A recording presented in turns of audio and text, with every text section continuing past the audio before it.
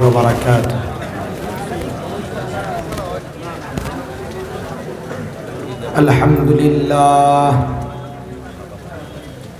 الحمد لله نحمده ونستعينه ونستغفره ونؤمن به ونتوكل عليه ونعوذ بالله من شرور أنفسنا ومن سيئات أعمالنا من يهده الله فلا مضل له ومن يضلله فلا هادي له ونشهد أن لا إله إلا الله وحده لا شريك له ونشهد أن سيدنا وحبيبنا ومولانا محمدا عبده ورسوله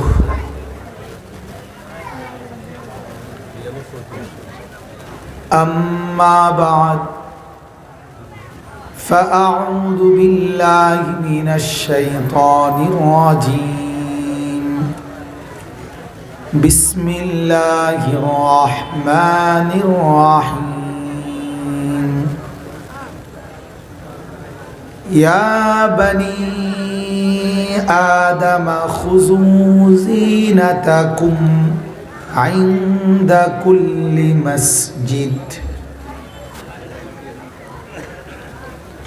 عند كل مسجد وكلوا واشربوا ولا تسرفوا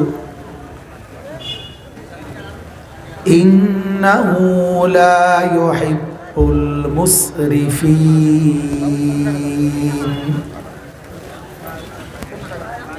قل من حرم زينة الله التي أخرج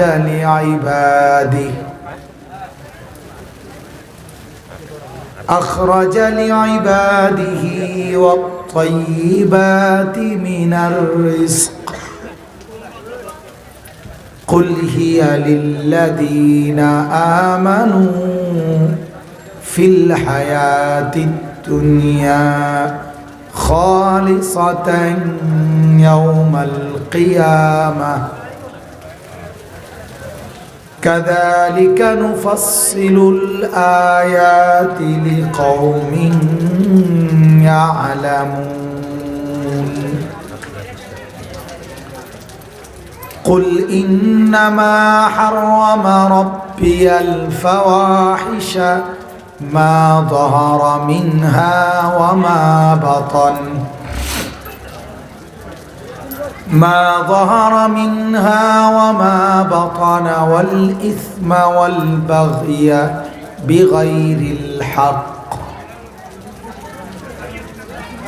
والإثم والبغي بغير الحق وأن تشركوا بالله ما لم ينزل به سلطانا وأن تقولوا على الله ما لا تعلمون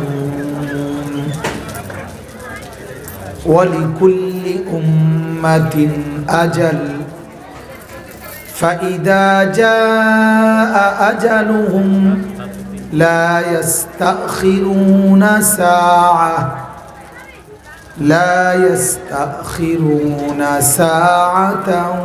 ولا يستقدمون صدق الله مولانا العظيم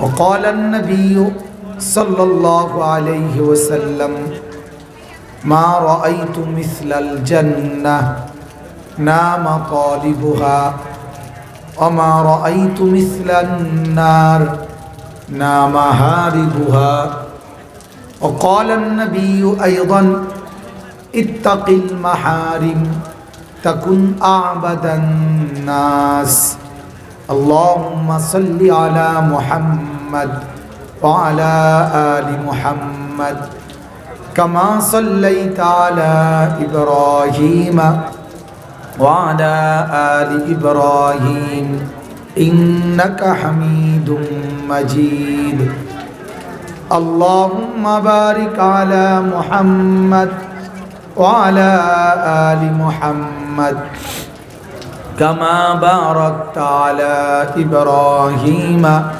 وعلى آل إبراهيم إنك حميد مجيد سبحانك لا علم لنا إلا ما علمتنا إنك أنت العليم الحكيم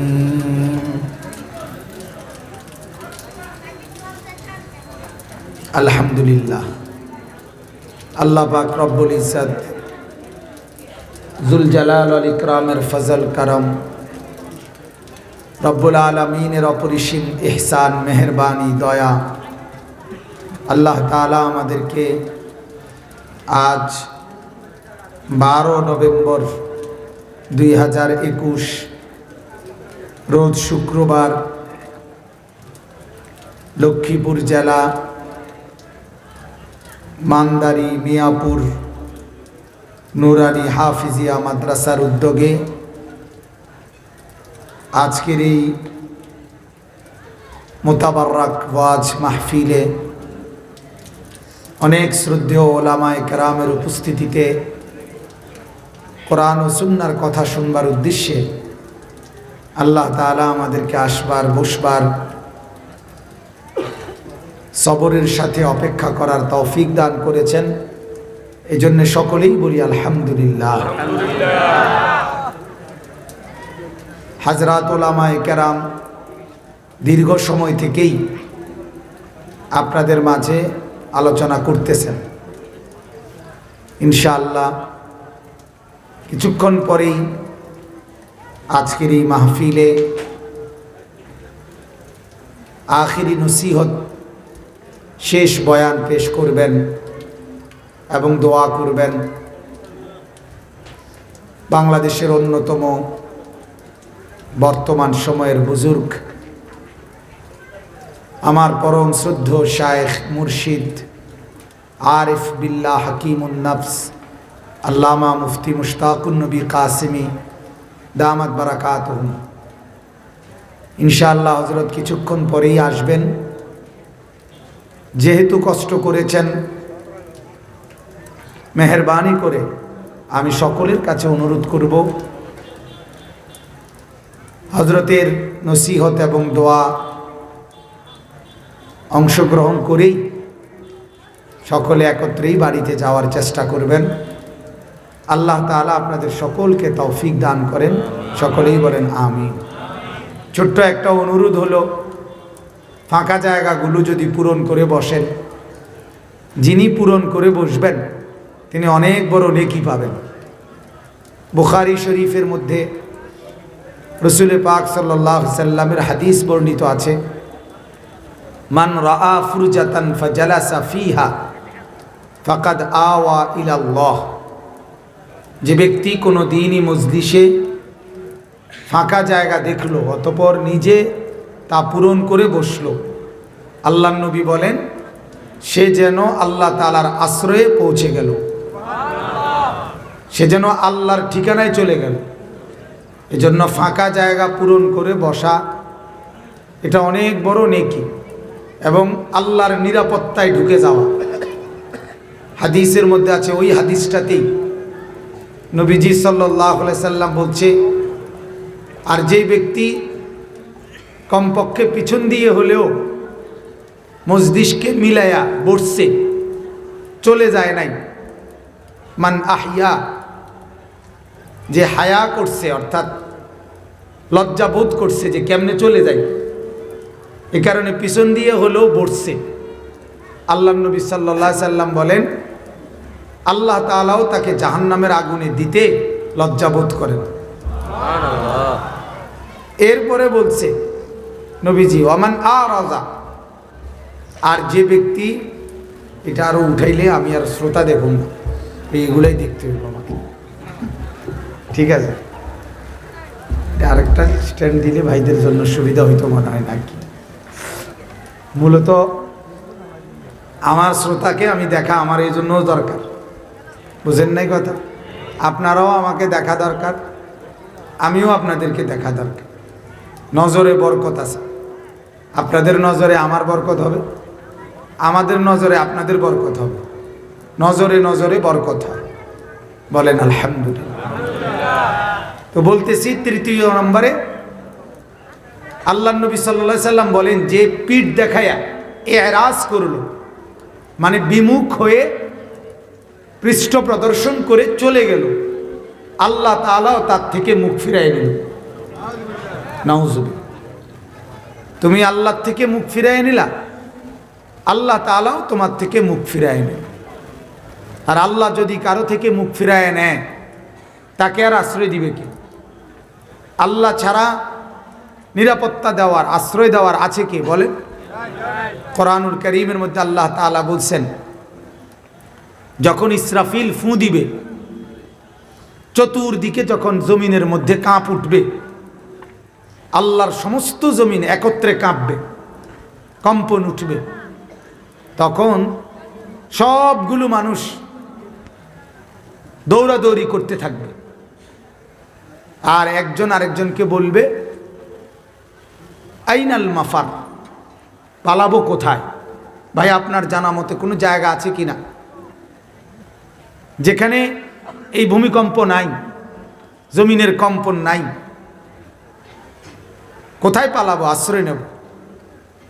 আল্লাহ তাআলা নিজেই বলেন, কাল্লা লা ওয়াজার, না বান্দা, আজ আর কোথাও আশ্রয় মিলবে না, আজ কোথাও ঠিকানা পাবা না।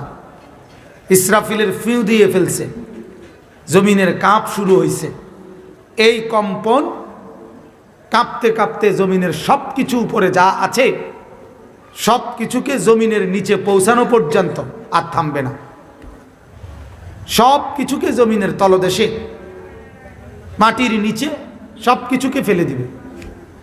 তো আল্লাহ তাআলা বলেন, ইলা রাব্বিকা ইয়াউমা ইদিনিল মুস্তাকার,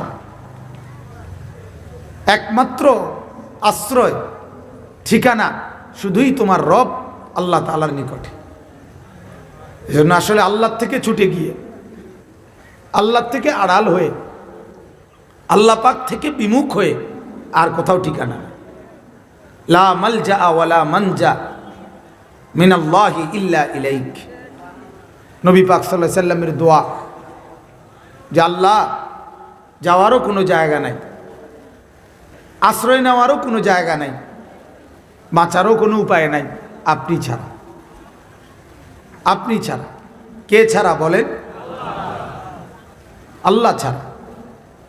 এজন্য আমরা প্রত্যেকেই, আমি আজকের জন্য না, সব সময়ের জন্য আমার অনুরোধ এটা, যখনই কোনো দিনই মজলিসে যাবেন, মসজিদের মজলিস হোক, বয়ান এবং ওয়াজের মজলিস হোক, চেষ্টা করবেন যতটা সম্ভব কাছাকাছি হয়ে বসে ওলামায়ে কেরামের নজর থেকে যতটা সম্ভব সামনাসামনি হয়ে জমে বসে উপকৃত হবেন। এতে উপকার হয়, নেকি হয়। আমরা ফার্সিতে পড়ছি, जो आग की खासियत वो इश्क की खासियत, আগুনের যেই স্বভাব, আগুন ভালোবাসা মহব্বতের সেই স্বভাব। মানে কি? মানে হলো এই, কোনো ঘরে আগুন লাগলে, তো এক ঘরে যদি আগুন লাগে, ওই ঘরের পাশের ঘরে, এটার সাথে লাইগা রয়েছে যেই ঘর, এটা পাশে থাকার কারণেই এটার মধ্যেও আগুন লেগে যায়। কি বলে? কেন লাগলো পাশের ঘরে আগুন? সাথে থাকাতে। কেন লাগছে বলেন? সাথে থাকাতে। ঠিক এক ঘর থেকে যেমন পাশের ঘরে আগুন লাগে, যেই দিলের মধ্যে আল্লাহ পাকের মহব্বত থাকে, ওই দিলওয়ালার কাছে যদি কেউ বসে, তার দিলেও আল্লাহ তাআলার মহব্বত ট্রান্সফার হয়। এই জন্য এটাকে বলে এক খানা বখানা, এক সিনা বসিনা। একটা হলো ঘর থেকে ঘর, খানা মানে ফার্সিতে ঘর। এই জন্য আমরা যে বলি এতিমখানা, এতিম খানা মানে এতিমের ঘর। মুসাফির খানা, মুসাফিরদের জন্য ঘর। এই খানা অর্থ ঘর। এক খানা বখানা, এক ঘর থেকে আরেক ঘর। এক সিনা বসিনা, এক দিল থেকে আরেক দিল। এজন্য আল্লাহ ওয়ালাদের কাছে বসলে, ওলামায়ে কেরামের কাছে বসলে শুধু শব্দ শোনার উপকার না, শুধু নসিহত শুনবার উপকার না, বরং দিলের একটা তরফ, দিলের একটা ধুকপুক, দিলের একটা উঠানামা, এইটাও আপনার দিলের মধ্যে, আপনার অন্তরের মধ্যে প্রবেশ করে। সুবহানাল্লাহ। এই জন্য ইনশাআল্লাহ সব সময় ফিকির করবেন। পিছনে ওই যে নওজোয়ান ভাইরা আপনারা যারা গোল হয়ে বসছেন, এটা অনেক বড় অভদ্রতা।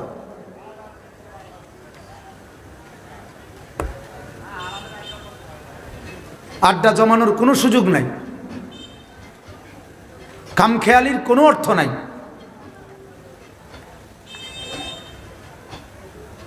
মুসলমান ইস্তেহজা, দিন ও ইমানের কোনো কিছুকে ইস্তেহজা করা, তুচ্ছ তাচ্ছিল্য করা, এটা কুফরি, অনেক বড় বিষয়, সাবধান। এজন্য আমি সবসময় ভয় পাই। বুট বাদাম কেউ ভিতরে খাবেন না, এটাও দারুণ অভদ্রতা। আল্লাহর কোরআন পড়া হলো, আপনারা শুনছিলেন অনেকক্ষণ আমি কোরআনুল কারীম লম্বা কতগুলো আয়াত পড়ছি, সবগুলো আয়াতের তাফসীর ব্যাখ্যা বলবো এই উদ্দেশ্যে না। পড়ছি, তেলাওয়াতের মধ্যেও তো দোয়া বরকত আছে, আছে না? কোরআনুল কারীমের তেলাওয়াতের মধ্যেও তো নেকি আছে, শুনবার মধ্যেও তো কি আছে? নেকি। ওয়া ইদা কুরিআল কুরআনু, আর আল্লাহর আদেশ হলো যখন কোরআন পড়া হয় তোমাদের মাঝে, ফাসতামিউ লাহু ওয়া আনসিতু, তোমরা অবশ্যই দুইটা কাজ করবা। এক নাম্বার মনোযোগ দিয়ে কান লাগাইয়া শুনবা, আরেকটা হলো ওয়া আনসিতু, একদম চুপ থাকবা। আল্লাহর আদেশ, লাআল্লাকুম তুরহামুন। তাহলে আল্লাহর কোরআন শুনবার পরে যখন তুমি মনোযোগ দিয়ে শুনবে এবং চুপ থাকবে, আল্লাহ বলেন অবশ্যই তখন তোমার উপরে আল্লাহর পক্ষ থেকে রহমত বর্ষিত হবে। লাআল্লাকুম তুরহামুন, তোমার উপরে রহমত আসবে। আর আমার শায়েখ আল্লামা মুফতি মুশতাকুন নবী সাহেব হযরত বলেন যে এই রহমত বর্ষিত হবে মানে তৌফিকুত তাআ, আল্লাহ তাআলা তোমাকে পুনরায় এমন ইবাদত করার তৌফিক আল্লাহ তোমাকে দিবে। তুমি দরদ নিয়ে শুনবা, তুমি মনোযোগ দিয়ে শুনবা, তুমি মহব্বতের সাথে শুনবা, আল্লাহ তাআলা তোমাকে রহমত দিবে মানে তোমাকেও আল্লাহ তাআলা পড়ার তৌফিক দান করবে। এই জন্য এটা জরুরি ভাই, সবার জন্য জরুরি। ওয়াজ মাহফিল মানে শুধু কেবল লৌকিকতা না, প্রদর্শনী না, এটার একটা মাকসাদ আছে, উদ্দেশ্য আছে। এই প্যান্ডেল, এই সামিয়ানা, এই বাঁশ, এই রশি, এই এত বড় স্টেজ, পোস্টার, হ্যান্ডবিল, মাইকিং, প্রচারণা, খাবার দাবারের ইন্তজাম, মেহমানদারি, ওলামায়ে কেরামের দাওয়াত দেওয়া, বহুমুখী কাজ, বহু কাজ। শুধু আমি একজনের সাথে 50 বার বেটারা যোগাযোগ রাখছে, কোথায় আছেন, কই আছেন, কতটুকু আসছেন, আগের দিন জানাইছে, আগে জানাইছে, ড্রাইভারের সাথে বারবার যোগাযোগ রাখছে। এরকম যদি 5 জন বক্তা হয় তাহলে তাদের সাথেও তো তাদেরকে কথা বলতে হয়েছে, তারা খাবে কোথায়, বসবে কোথায়। তাহলে অনেকগুলো কাজ বাজান, একটা মাহফিল তামাশা না, অনেক কষ্ট। যারা ইন্তজাম করে তাদের অবস্থা তারা বুঝে যে কি পরিমাণ মেহনত করতে হয়, এত কষ্ট, এত মেহনত, এত দৌড়াদৌড়ি, হুড়াহুড়ি, এত শ্রম সাধনার পর, এত হাজার লাখ টাকা খরচের পরে সেটার ফায়দা আসতে হবে, উপকার আসতে হবে। এতগুলো ওষুধ খাইলাম কিন্তু রোগে কোনো লড়াচড়া নাই, যেমনের রোগ এমনি রয়ে গেল, কি ফায়দা হলো, কি লাভ হলো? এজন্য আমার অনুরোধ, আমরা ওয়াজকে যেন, মাহফিলগুলোকে যেন লৌকিকতার আশ্রয় না বানাই, প্রদর্শনী না বানাই। আজকে দিন দিন এই প্রবণতা বাড়ছে, বিভিন্ন রকমের রং ঢং, বিভিন্ন রকমের বিভিন্ন কিছু, সবার চিন্তা মানুষের মধ্যে যেন একটা সাড়া পড়ে যায়। আমাদের ওই মুরাদনগরের দিকে যেন বলে যে মানুষের মধ্যে যেন একটা লারা খাইয়া যায়, মানে একটা হুলুস্থুল লাগিয়ে যায় যাতে। কথা বুঝছেন না? না, আসলে মানুষের মধ্যে হুলুস্থুল পড়লে হইতো না। আমার শায়েখ আল্লামা মুফতি মুশতাকুর নবী সাহেব হুজুর আমার একদিন বলছিলেন, মৌলানা কথা বলবেন এই নিয়তে উম্মতের কলিজার মধ্যে যেন তোলপার হয়, উম্মতের কলিজার মধ্যে যেন ব্যথা আসে, উম্মতের কলিজার মধ্যে যেন আফসোস আসে, আহা কি করছি, কি করা দরকার ছিল, এইটা যেন তৈরি হয়। মাথা গরম এটা যেন না হয়, উম্মতের দিল গরম হওয়া দরকার।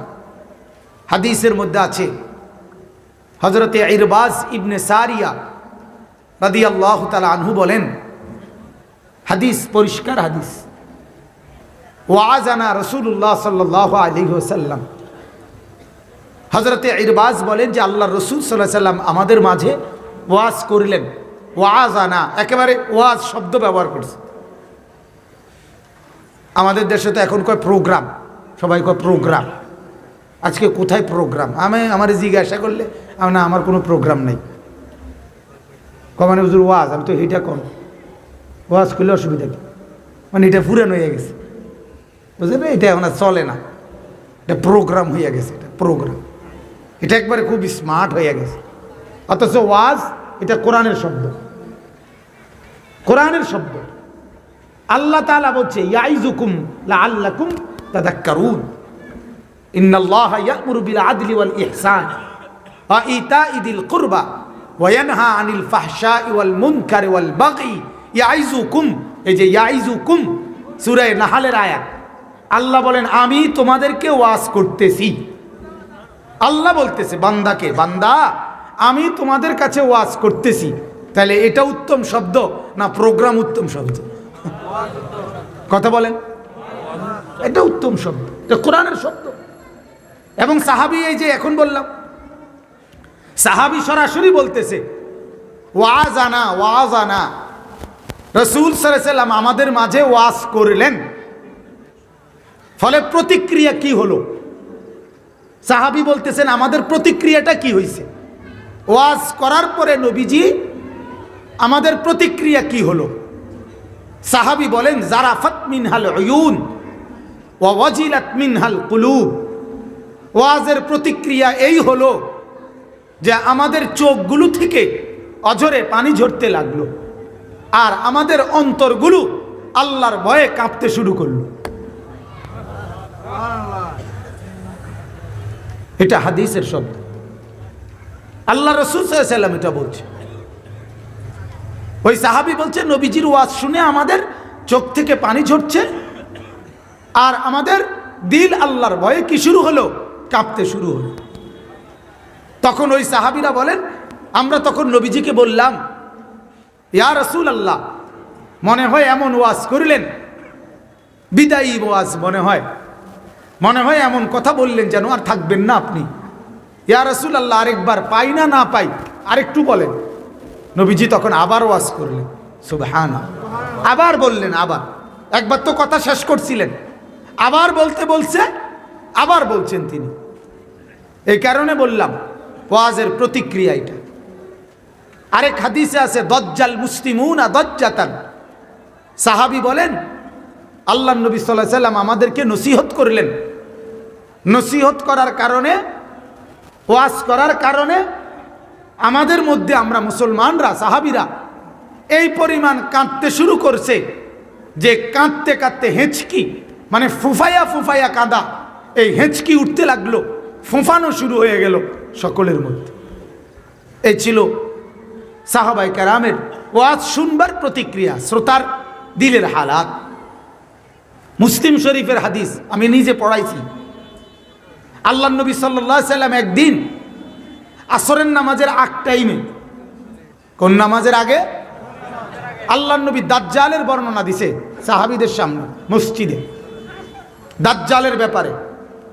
দাজ্জাল কি পরিমাণ ক্ষতি করবে, দাজ্জালের ফিতনা কি পরিমাণ বড় ভয়ঙ্কর। দাজ্জাল এখনো আসে নাই, দাজ্জাল আমাদের সামনে। আমি কিংবা আমার সন্তান কিংবা তার সন্তান, আগামী যে কোনো এক প্রজন্মের সামনেই দাজ্জাল। প্রতি মুহূর্তে আমরা কেউ চাই না আমি জাহান্নামী হই, এটাও আমি চাই না আমার সন্তান বংশধর এরাও কেউ জাহান্নামী হোক, এটাও তো আমরা কেউ চাই না, ঠিক কি না বলে? আমি আগুনে পুড়ি, এটাও আমি চাই না আমার ছেলেটা আগুনে পুড়ে যাক, এটাও তো আমি চাই না আমার নাতিটা আগুনে পুড়ে যাক, এটা আমরা কেউ চাই? কেউ তো চাইবে। কোনো দাদাকে জিজ্ঞেস করেন, কোনো নানাকে জিজ্ঞেস করেন। তো আল্লাহ নবী সাল্লাল্লাহু আলাইহি সাল্লাম দাজ্জালের বর্ণনা দিছে। এই দাজ্জালের বর্ণনা শুনে সাহাবায়ে কেরাম আসরের নামাজ পড়ার পর আল্লাহ নবী সাল্লাল্লাহু আলাইহি সাল্লাম মসজিদ থেকে বের হইছে। কিছুক্ষণ কোনো কাজ সাইরা আল্লাহ নবী মাগরিবের নামাজের আগ টাইমে মসজিদে আবার ঢুকছে। ঢুইকা দেখে ওই সাহাবীরে তাদেরকে যে বলে গেছে আসরের আগে দাজ্জালের কথা, তারা যে যেমনে বসা ছিল ওই জায়গার মধ্যেই বসে আছে, কারো কোনো নড়াচড়াও নাই, জায়গার থেকেও লড়তেছে না। কথা বুঝছেন না? আসরের আগে তো শেষ করে লেছিল কথা, মাগরিবের আগে এসে দেখে কি যে যেমন ছিল ওইখানেই কি রয়ে গেছে, বসে আছে। আল্লাহ নবী সাল্লাল্লাহু আলাইহি সাল্লাম তাদেরকে বললেন, কি হলো তোমাদের, তোমরা এখনো জায়গায় বসে রইলা? সাহাবীরা তখন বললেন, ইয়া রাসূলুল্লাহ, আপনার জবানে দাজ্জালের এই ভয়ঙ্কর কথা শুনে আমাদের কলিজার মধ্যে এমন ভয় ধরছে, মনে হচ্ছে এই দরজা থেকে বের হলেই মসজিদের বাইরেই মনে হয় যেন দাজ্জাল দাঁড়াইয়া আছে। ভয় হয় বের হলেই না জানি ঈমান ধ্বংস করে দেয় কিনা, বেঈমান বানায় দেয় কিনা, এই ভয়ে যেমনে আছি এমনি বসে আছি। দোস্ত, এই ছিল সাহাবায়ে কেরামের হালাত। আর ওয়াজও শুনেন বুটো খান, ওয়াজও শুনেন বনও খান, ওয়াজও শুনেন পানও খান, ওয়াজও শুনেন ফাঁকি দিয়ে উঠটা চাও খান, ওয়াজও শুনেন আবার ফাঁকি দিয়ে দোয়ান ফাটে কিতা উঠছে এগুলোও খুঁজে আইয়েন। ওয়াজও শুনেন আবার খেলনার জিনিসও কেনেন, ওয়াজও শুনেন আবার বেলুনও কেনেন, ওয়াজও শুনেন আবার ফুটকাও কেনেন। আরে ওয়াজ রে, আমরাই বা কি হইলাম, শুনলামে বা কি, বুঝলামে বা কি। মানে দিল আমাদের এক রকম, শুনলেও যা, না শুনলেও তা, বরাবর দিন, বরাবর দিন। অথচ না, কথা তো ছিল আল্লাহর কথা শুনবার পরে দিল বদল হওয়া, ঠিক কিনা বলেন? ইন্নামাল মুমিনুনাল্লাযীনা ইযা যুকিরাল্লাহু ওয়াজিলাত কুলুবুহুম ওয়া ইযা তুলিয়াত আলাইহিম আয়াতুহু যাদাতহুম ঈমানা। রব্বুল আলামিন বলেন, ইন্নামাল মুমিনুন, নিশ্চয়ই মুমিন তারা, আল্লাযীনা ইযা যুকিরাল্লাহ, যাদের সামনে যখন আমি মাওলার জিকির করা হয়, আমি মাওলার কথা উচ্চারণ করা হয়, আমি আল্লাহর নাম নেওয়া হয়, ওয়াজিলাত কুলুবুহুম, ইমানদারের দিল আমি আল্লাহর ভয়ে তখন কাঁপতে থাকে, এমন যাদের দিল হয় তাদেরকেই বলা হয় মুমিন। কি বলা হয়? ওয়া ইযা তুলিয়াত আলাইহিম আয়াতুহু যাদাতহুম ঈমানা। আর রব্বুল আলামিন বলেন, তারাই তো মুমিন, তারাই তো ইমানদার, যখন তাদের সামনে আমি রব্বুল আলামিনের কোরআনের আয়াতগুলো তিলাওয়াত করা হয় তখন তাদের ঈমান আগের চাইতে আরো বেশি বেড়ে যায়। আমরা ইমাম সাহেব ফজরের নামাজে, মাগরিবের নামাজে, এশার নামাজে ইমাম সাহেব কি সুন্দর তিলাওয়াত করে, মুসল্লি নাক খাই যায়, নাক খাও যায়, দাড়ি নিয়ে খসর খসর করে, পাঞ্জাবি ঠিক করে, বুতাম ঠিক করে, লড়ে ঠিক করে, নাক করে সংবং, ঠিক না? ফ্যান গনে এরকম কার হালাইয়া, সুইচ গনে, ফ্যান গনে, কোনো মসজিদের ফ্যান কোনো কেউ নিল গানি। এই দিলের মধ্যে কোনো তরফ ওঠে না, দিলের মধ্যে কোনো বেচাইনি ওঠে না, দিলের মধ্যে কোনো আলাদা অনুভূতি আসে না। আল্লাহ আমাদেরকে মাফ করে দেন। ফিকির করেন মুমিনের লিস্টিতে আছেন কিনা দেখেন। আমার শায়েখ বলে মাঝে মাঝে দিলের দিকে তাকানো দরকার, আমার ঈমান জাগাত আছে কিনা, আমি ঈমানদারের মতো আছি কিনা, আমার ঈমানের হালাত কি, এটা দেখা দরকার, এটা দেখা দরকার। সাহাবায়ে কেরামের ব্যাপারে আল্লাহ পাক কোরআনে বলছে, ওয়া ইদা সামিউ মা উনজিলা ইলার রাসূল তারা আয়ুনাহুম তাফিদু মিনাদ দামঈ।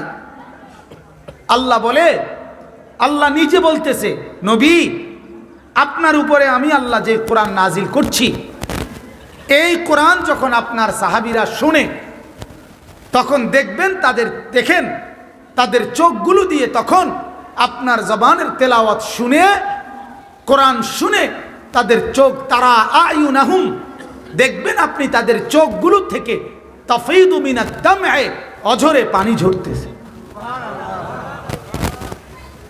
এই কোরআনুল কারীম, এটা শুনবার দ্বারা, এই কোরআনুল কারীমের সূরা তাহা, এই সূরার কিছু অংশ তেলাওয়াত শুনে এক কাফের অবস্থায় ছিল, যেই কাফের ওই মুহূর্তে আল্লাহর নবীকে সাল্লাল্লাহু আলাইহি সাল্লামকে হত্যা করতে রওনা দিছিল, যার হাতে তরবারি ছিল, যার বুকের মধ্যে তখন বিদ্বেষ ছিল, যার চেহারার মধ্যে তখন রক্তের লাল ভীষণ চেহারা ছিল, সেই কাফের ওমর ইবনুল খাত্তাব কোরআনুল কারীমের তিলাওয়াত কুফরি অবস্থায় শুনছে। তখনও তো ঈমান আনে নাই, কথা বলেন না কেন? তখনও ঈমান আনছিল? তখনও তো ঈমান আনে নাই। কোরআনুল কারীমের তেলাওয়াত শুনছে তো দিল বদল হয়ে গেছে, লাফ দিয়া দাঁড়াইয়া বলছে নিজের বোন আর বোন জামাইকে, চলো মুহাম্মদের কদমের কাছে চলো, মুহাম্মদের গর্দান আর নেব না, নিজের গর্দান মুহাম্মদের কদমে দিয়ে দেব, যাও। কোরআন এমন আসর করছে। হায় আমাদের নওজওয়ানদের কোরআনুল কারীমের সাথে তো কোনো সম্পর্কই নেই।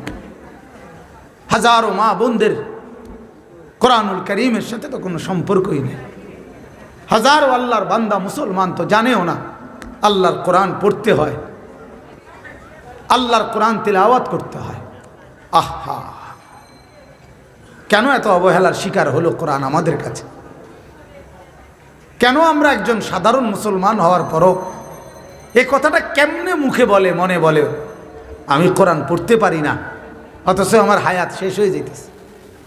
আহা, কোরআনুল কারীমের সাথে এই অবহেলা কেন আমাদের?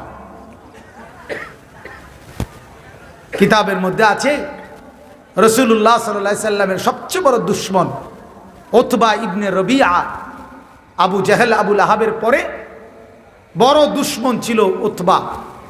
মক্কার কুরাইশদের মধ্যে সবচেয়ে বেশি, এই সর্দারদের মধ্যে কবিতা, কাব্য রচনা, যুক্তিবিদ্যা, সবচেয়ে ভালো যুক্তি দিয়ে কথা বলা এবং কাব্য রচনা করার শক্তি এই উতবার ছিল।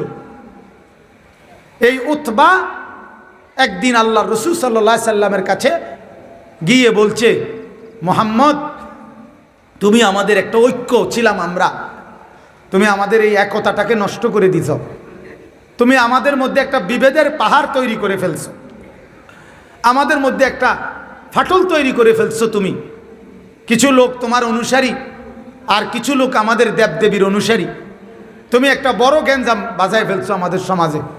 আমরা একসাথে মিলেমিশে ছিলাম, সবাই মূর্তির পূজা করতাম, কথা বোঝেন নাই? তুমি এসে একটা বিচ্ছেদ করে দিলা আমাদেরকে। আসলে মোহাম্মদ তোমার খেয়ালটা কি, তোমার লক্ষ্য উদ্দেশ্যটা কি? এই তখন সে উতবা 3টা প্রস্তাব দিছে, যদি তুমি বাদশাহী চাও, রাজত্ব চাও, বলো, আমরা তোমাকে পুরা মক্কার বাদশাহী তোমার সামনে দেব। যদি তুমি মাল চাও, সবচেয়ে বেশি স্বর্ণ রৌপ্য আমরা তোমাকে দেব। যদি তুমি সুন্দরী নারী চাও, তাইলে ওইখানে কিতাবে আছে যে কমপক্ষে আরবের শ্রেষ্ঠ 10 জন সুন্দরী নারী আমরা তোমাকে দেব। তুমি বলো আসলে কি দরকার। পৃথিবীতে মানুষের এই 3টা লোভ, সাংঘাতিক লোভ। কিছু কর্তৃত্ব চায়, কথা বোঝেন না, পদ, নেতৃত্ব, নেতাগিরি। আরেকটা হলো মাল চায়, আরেকটা হলো সুন্দরী নারী চায়। এই 3 জিনিসের নেশা মানুষের মধ্যে খুব বেশি। এই 3 জিনিসের লোভ সাংঘাতিক লোভ। এই 3 জিনিসের লোভে হাজারো মানুষকে কাবু করে ফেলা যায়। এই 3 জিনিস দিয়ে হাজারো যুবককে বরবাদ করে দেওয়া যায়। মালের, সম্পদের লোভ, নারীর লোভ, পদ পদবী, কর্তৃত্ব, নেতৃত্বের লোভ। তো উতবা বলছে, মোহাম্মদ তুমি আসলে এই 3টা যদি চাও আমরা দিতে রাজি।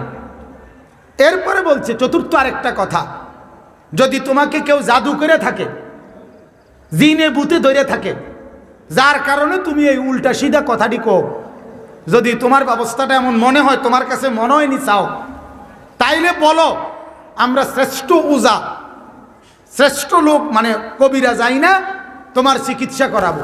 নাউজুবিল্লাহ। আল্লাহ নবী সাল্লাল্লাহু আলাইহি ওয়াসাল্লাম বললেন উতবাকে যে, চাচা যান, কথা শেষ হয়েছে আপনার? আল্লাহ নবীকে উতবা বললে, হ্যাঁ মোহাম্মদ, কথা শেষ হয়েছে। হায়াতুস সাহাবা কিতাবের মধ্যে আছে, আল্লাহ নবী সাল্লাল্লাহু আলাইহি সাল্লাম তখন শুধুমাত্র কোনো কথা না বলে কোরআনুল কারীমের সূরা হামিম আস-সাজদা, একটা সূরা আছে হামিম আস-সাজদা, এই সূরাটা আল্লাহ নবী সাল্লাল্লাহু আলাইহি সাল্লাম তিলাওয়াত করা শুরু করছে। বলছে, চাচা শুনেন, এই সূরা যখন পড়তেছে, পড়তে পড়তে এই সূরার মধ্যে একটা আয়াত আছে, ফাইন আরাজু ফাকুল আনজারতুকুম সাইকাতাম মিসলা সাইকাতি আদিন ওয়া সামুদ। আল্লাহ বলে, নবী বলে দেন, এরা যদি আমি আল্লাহ থেকে বিমুখ হয়ে যায়, আখিরাত থেকে যদি বিমুখ হয়ে যায়, তাইলে আপনি বলে দেন তাদেরকে যে, হে কুরাইশবাসী, আমি তোমাদেরকে ভয় দেখাচ্ছি এমন আযাবের, যেই আযাব আল্লাহর পক্ষ থেকে ইতিপূর্বে আদ এবং সামুদ এই 2টা জাতির উপরে যেই আযাব আসছিল। একটা হলো আদ জাতি, যাদেরকে আল্লাহ তাআলা একটানা 7 দিন ঝড়ো বাতাস দিয়ে, একটানা 7 দিন তাদের বস্তিতে শুধু বাতাসে ঘূর্ণিঝড়ই বইছে। ঘূর্ণিঝড়ের কারণে 40 হাত লম্বা ছিল এক একটা মানুষ। পৃথিবীতে আল্লাহ পাক এর চাইতে শক্তিশালী কোনো জাতি বানায় নাই আদ জাতির মতো। আলাম তারা কাইফা ফাআলা রাব্বুকা বিআদ ইরামা যাতিল ইমাদ আল্লাতী লাম ইউখলাক মিসলুহা ফিল বিলাদ। এই জাতিকে আল্লাহ তাআলা এর চাইতে মজবুত বানায় নাই কোনো মানুষ। ওই মানুষগুলো 7 দিনের ঝড়ো বাতাসে, আল্লাহ কোরআনে বলছে, কাআন্নাহুম আজাজু নাখলিন খাফিয়া, লম্বা লম্বা উঁচা খেজুরের গাছ ঝড়ের বাতাসে যেরকম ভাঙ্গা ভাঙ্গা আগা ঠাস ঠাস করে পড়ে, এই লম্বা লম্বা মানুষগুলো এইভাবে পড়ে সব দুধের বাচ্চাটা সহ নিশ্চিহ্ন হয়ে গেছে। আরেকটা হলো সামুদ জাতি। এই সামুদ জাতি হযরতে সালেহ আলাইহিস সালামের জাতি। এই জাতিকে আল্লাহ তাআলা আযাব দিতে গিয়ে একজন ফেরেশতা পাঠাইছেন।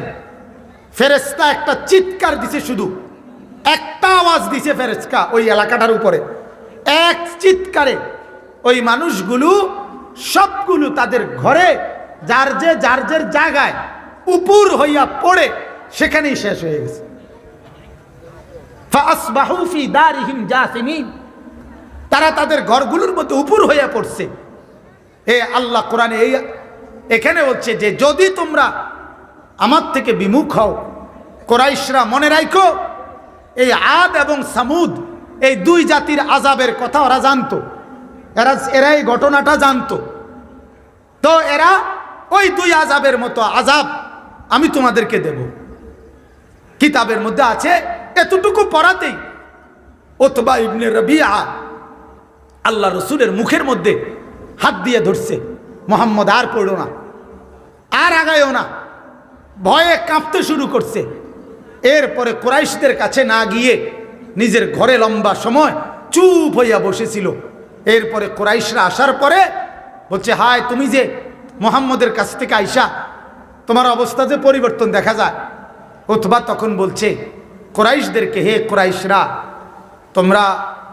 আমি তোমাদেরকে অনুরোধ করছি, মোহাম্মদের বিষয়টা তোমরা ছেড়ে দাও, তাকে তার অবস্থার উপরে ছেড়ে দাও। তার সাথে তোমরা কুলাইতে পারতা না।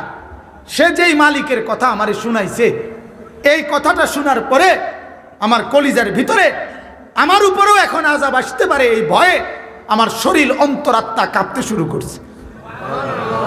আমার বলার উদ্দেশ্য হলো এই কথাইটা, যে কোরআনুল কারীমের তেলাওয়াত শুনবার পর এক নিকৃষ্ট কাফের, তার কলিজাটার ভিতরে একটা নাড়া পড়ে গেছে, তার ভিতরে একটা ভয় আর আতঙ্ক ধরছে।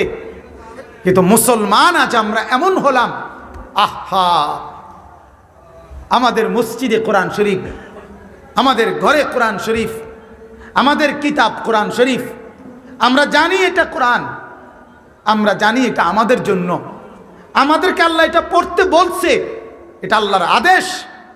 আমাদেরকে বলছে এটার তেলাওয়াত করতে, আমাদেরকে বলছে এটার তাফসীর পড়তে, আমাদেরকে বলছে এটার মতে আমল করতে। কিন্তু আমরা দুর্ভাগা মুসলমান, সংখ্যাগরিষ্ঠ মুসলমান, আমরা আল্লাহর কোরআনটুকুও আমরা পড়তে জানি না, কোরআনটুকু পড়তে জানি না।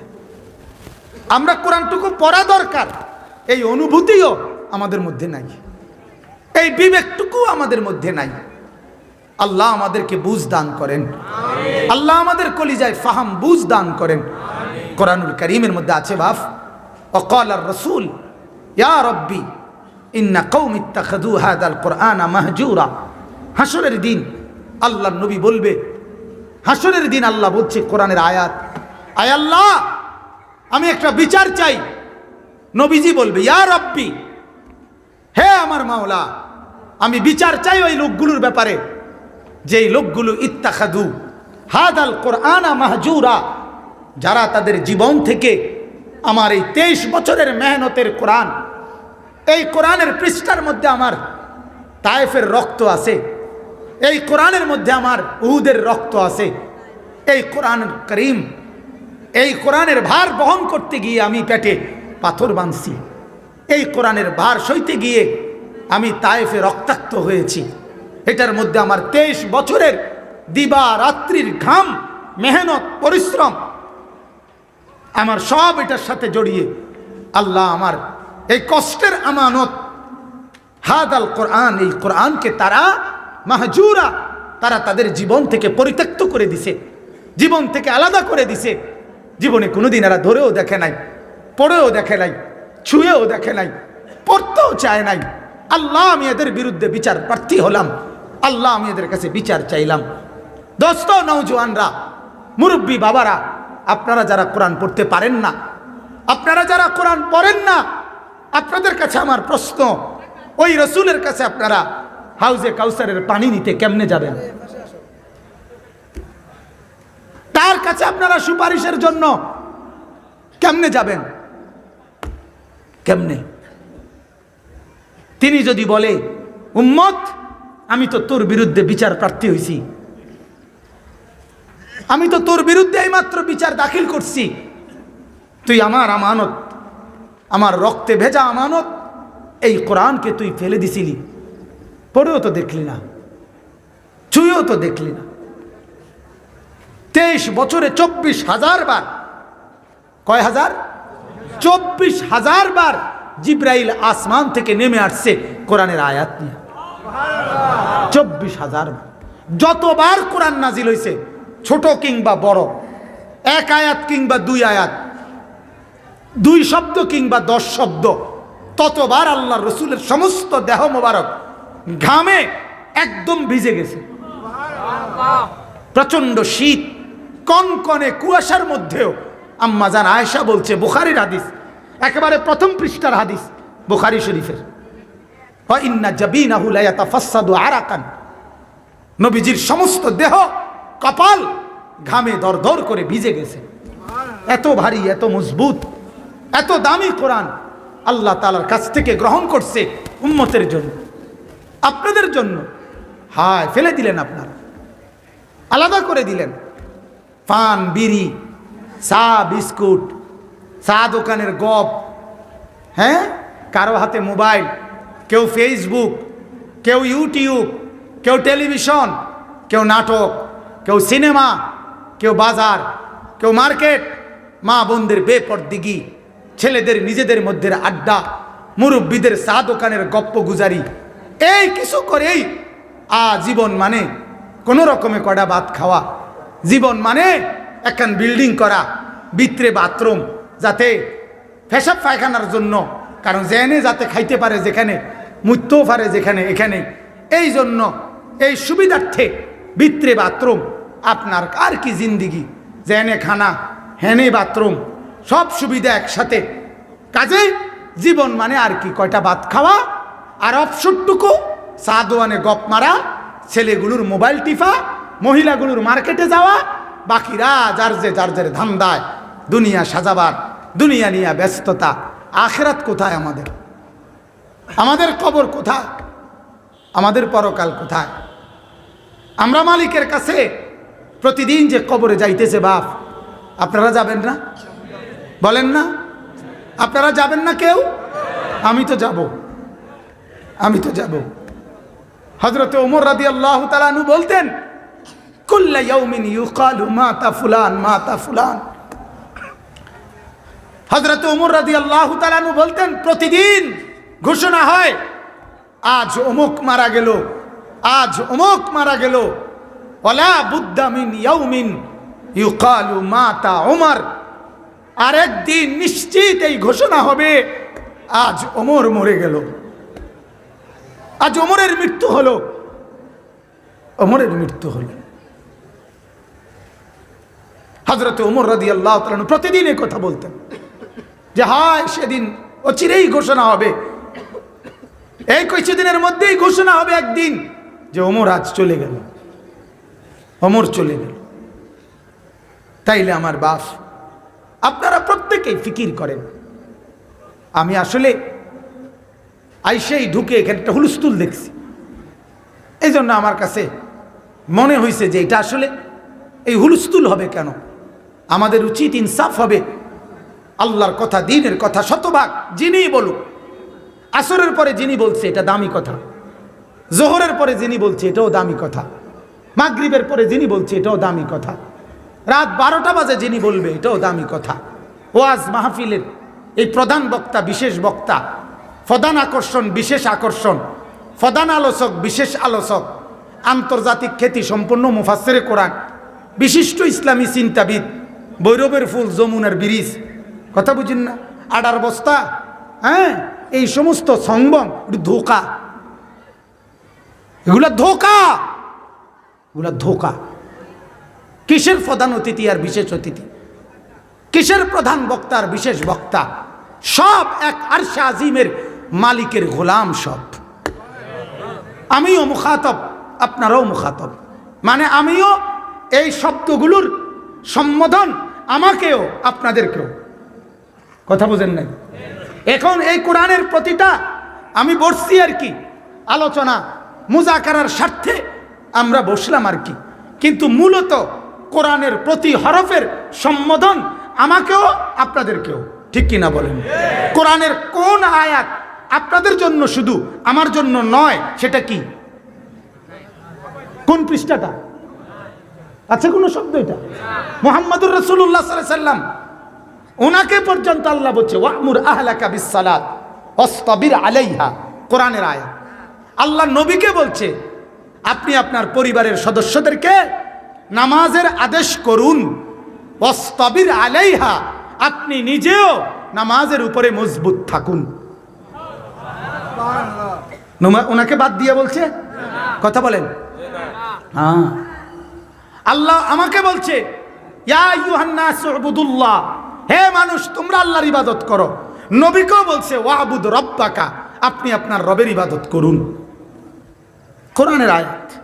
ওনাকে বাদ দেয় নাই, ওনাকেও বাদ দেয় নাই। যার কারণে আল্লাহর নবী সাল্লাল্লাহু আলাইহি ওয়াসাল্লাম সারাদিন উম্মতকে নিয়ে, সাহাবীদেরকে নিয়ে ইবাদত আমল যা করতেন, সবাইকে যার যার ঘরে পৌঁছাইয়া রাত গভীরে আবার একাকী আল্লাহ পাকের সামনে সেজদায় পড়ে যেতেন, তাহাজ্জুদে দাঁড়ায় যাইতেন। তাফসীরের মধ্যে আছে মাঝে মাঝে রাত গভীরে নবী মসজিদে নববীর খুঁটির মধ্যে সূরা তাহার শুরু দিয়ে তাফসীরে আছে, মাঝে মাঝে নবীজি রাত্রিবেলা খুঁটির মধ্যে এরকম রুমাল কিংবা গামছা, রশি কোমর সহ আপনার ওই খুঁটি সহ বান দিয়া নিতেন, যাতে করে সারা রাত এক দাঁড়াইয়া কোরআনুল কারীম পড়তে পারে, ঘুমের কারণে যাতে পড়ে না যায়। এই পরিমাণ ফিকির ছিল, এই পরিমাণ। অতএব আমিও মুখাতাব, আপনারাও মুখাতাব, আমিও সম্বোধন, আমাকেও আপনাদেরকেও। আল্লাহ তাআলা রসুলকে বাদ দেয় নাই। ফাস্তাকিম কামা উমিরতা, ফাস্তাকিম কামা উমিরতা। এই আয়াত যখন নাজিল হয়েছে এর কিছুদিন পরে নবীজির প্রথম দাড়ির এবং মাথার চুল সাদা হয়েছে, প্রথম চুল সাদা হয়েছে। হযরত আবু বকর সিদ্দিক তখন প্রথম সাদা একটা চুল দেখে নবীজিকে বলছে কাদ শাইয়াবতা, ইয়া রাসূলুল্লাহ আপনি তো বুড়ো হয়ে যাচ্ছেন, আপনার চুল সাদা হয়ে যাচ্ছে। আল্লাহর নবী তখন বললেন শাইয়াবাতনি হুদ ইয়ানি হাদিহিল আয়া। আল্লাহর নবী বললেন আবু বকর, কোরআনুল কারীমের এই আয়াত আমাকে বুড়া বানায় ফেলছে। কি সেই আয়াত? এ ফাস্তাকিম কামা উমিরতা। আল্লাহ বলছে নবী যতগুলো আদেশ আপনাকে করা হয়েছে আমি আল্লাহর পক্ষ থেকে সবগুলোর উপরে কেউ না মানুক, আপনি একা হলেও মজবুতের সাথে কায়েম থাকেন। ফাস্তাকিম এক শব্দ না, ওয়াহিদ না? হ্যাঁ, আপনি একা টিকে থাকেন, উম্মত কেউ না থাকুক, আপনি জমে থাকেন।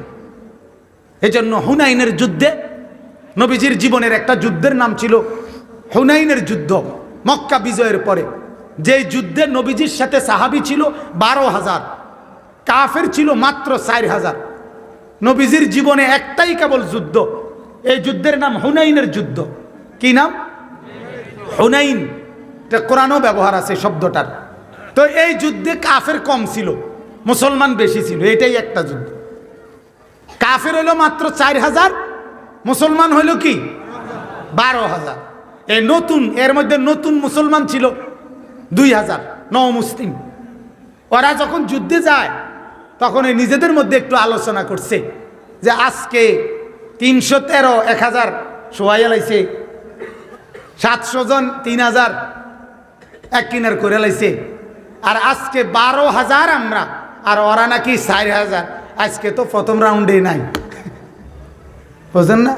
এতে তো সব প্রথম ওভারে ফিরে যাবে সব। অর্থাৎ এগুলো তো আর আজকে খারাইতেই পারতো না কাফের গুলো, অল্প যেহেতু। এই প্রথমেই যুদ্ধের ময়দানে ঢুকতেই মুসলমানরা কাফের এই 4,000-এর এমন আক্রমণ হয়েছে, 12,000 সাহাবী ময়দান সাইরা একবারে চিট্টা বিট্টা যে যেদিকে পারে গেছে। পয়লা রাউন্ডে ওনারাই নাই, ইমানদাররাই নাই, বুঝেন? ওই যে একটু ভিতরে আইয়ালাইছিল, বুঝছেন না কথাটা? একটু আল্লাহ কয় না আইরাই লোক, এটা বুঝে দিচ্ছে না, আল্লাহ নারাজ হয়েছে। ইদ আজাবাতকুম কাসরাতুকুম, কোরআনে আল্লাহ ব্যবহার করে আধিক্য বেশি, এটা তোমাদেরকে একটু অহংকারী করে দিয়েছিল না, অনকিল্লা ফাল্লা নাকা। এই তখন আমি বলতেছিলাম যে কথাটা, 12,000 সাহাবী যখন সরে গেছে, বেপেরেশান হয়ে গেছে, আল্লাহর নবী তখন একা যুদ্ধের ময়দানে একাই তিনি দাঁড়াইছিলেন। আর তিনি ডাক দিয়ে বলছে আনান নবিয়্যু লা কাযিব। সাহাবীদের দিকে তাকাইয়া বলছে শোনো, আমি নবী, আমি মিথ্যাবাদী না, আমার উপরে আল্লাহর সাহায্য আসবেই আসবে, তোমরা ফিরে আসো। এরপরে কাফেরদের দিকে তাকাইয়া বলছে, আনাবনু আব্দুল মুত্তালিব, শোনো বেঈমানরা, ওরা যদি কেউ না আসে কোনো অসুবিধা নাই, আমি আব্দুল মুত্তালিবের বংশের ছেলে, আমার বংশ কোনোদিন যুদ্ধের ময়দানে পিঠ দেখায় নাই, বুক পাইতা দিছে, আমি একা হলেও থারায় থাকুম, আমি একা হলেও লড়াই করব। এরপরে হাদিস আছে সাহাবীরা সব আবার নতুন করে রেডিও মানে সাথে সাথে ফিরে আসছে, আল্লাহ মুসলমানদেরকে বিজয় দান করছে। তাইলে বুঝলেন কি না বাপ? কি বুঝাইলাম? মূল বক্তব্য এই কথাটাই বুঝাইলাম। আমরা আমাদের ওয়াজ মাহফিল, দ্বীনি নসিহত, এটা যেন হৃদয়ের খোরাক হয়। কিসের খোরাক? কথা বলেন, কিসের খোরাক হয়? হৃদয়ের খোরাক, যেন দিলের মধ্যে যেন অনুভূতি হয়, একটু ফিকির হয়। আমার শায়েখ আল্লামা মুফতি মুশতাকুন নবী সাহেব আলহামদুলিল্লাহ তার হাজারো বয়ানে, তার অঝরে চোখের পানিতে, শুধু আজ বাংলাদেশ না, বাংলাদেশি মুসলমান পৃথিবীর যত দেশে আছে সর্বত্র হাজারো যুবক তার শুধু চোখের পানিতেই তাদের জিন্দেগি বদলায় গেছে। চোখের পানির বড় দাম। চোখের পানি জাহান্নামের আগুন হারাম করে দেয়। চোখের পানি কি করে দেয়? জাহান্নামের আগুন হারাম করে দেয়। আইনান লা তামাসসুহুমান নার, নবীজি বলছে দুইটা চোখ, যেই দুই চোখকে জাহান্নামের আগুন স্পর্শ করবে না। আইনুন বাকাত মিন খাশিয়াতিল্লাহ, একটা হলো ওই চোখ যেই চোখ আল্লাহ তাআলার ভয়ে কাঁদে, যে চোখ দিয়ে আল্লাহর ভয়ে পানি পড়ে।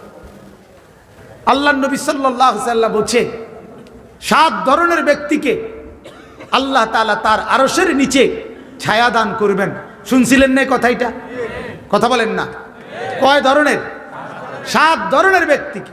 এর মধ্যে একটা হলো ওই ব্যক্তি, নবীজি বলছে রাজুলুন যাকারাল্লাহ খালিয়ান ফাফাদাত আইনাহু, ওই ব্যক্তি একাকী গোপনে আড়ালে যে আল্লাহ পাকের জিকির শুরু করছে, আল্লাহকে ডাকতে শুরু করছে, এবার তার দুই চোখ থেকে অজরে পানি ঝরতেছে। আল্লাহর নবী বলেন এই জিকিরকারী বান্দাকে আল্লাহ তাআলা আল্লাহর আরশের নিচে ছায়া দান করে। চোখের পানির বড় দাম। চোখের পানি জাহান্নামের আগুন হারাম করে দেয়। চোখের পানি আপনার আরশের নিচে জায়গা করে দেয়। বলেন আলহামদুলিল্লাহ। এই জন্য চোখের পানির বড় দরকার। আঁসু দরকার, আঁসু দরকার। হৃদয়ে ব্যথা দরকার, কলিজায় বেদনা দরকার, আফসুস দরকার, আফসুস দরকার।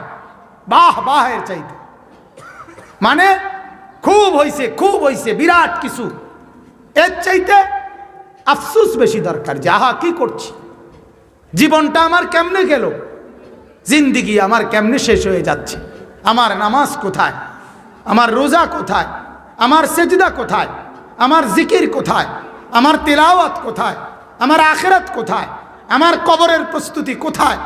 আমার তো সংসার সাজাইতে সাজাইতে, দুনিয়া সাজাইতে সাজাইতে চলে গেল। এই অনুভূতি, এই বিবেক, এই আফসোস, এই পেরেশানি, এই অস্থিরতা যদি জাগে তাইলেই সার্থক। বলেন আলহামদুলিল্লাহ, বলেন আলহামদুলিল্লাহ। অতএব সবাই চেষ্টা করবেন তো ইনশাআল্লাহ। আপনাদের কাছে অনুরোধ, প্রত্যেকে ইনশাআল্লাহ আল্লাহর কথা যখন শুনবেন হৃদয়ে ব্যথা নিয়ে, অনুভূতি নিয়ে শুনবেন, দেখবেন এতে আল্লাহ তাআলা বরকত দান করবেন। আল্লাহ তাআলা আপনাদের সবাইকে বরকত দান করুক। বলেন আমিন। সম্মানিত হাজিরিন, আমাদের শায়েখ দামাত বারাকাতুহুম হযরত আলহামদুলিল্লাহ চলে আসছেন। সকলেই বলেন আলহামদুলিল্লাহ, সকলেই বলেন আলহামদুলিল্লাহ। অতএব আমি আগেই বলছি, হযরত ইনশাআল্লাহ কিছুক্ষণের মধ্যেই চলে আসবেন। আমি মূলত অল্প কিছুক্ষণ সময়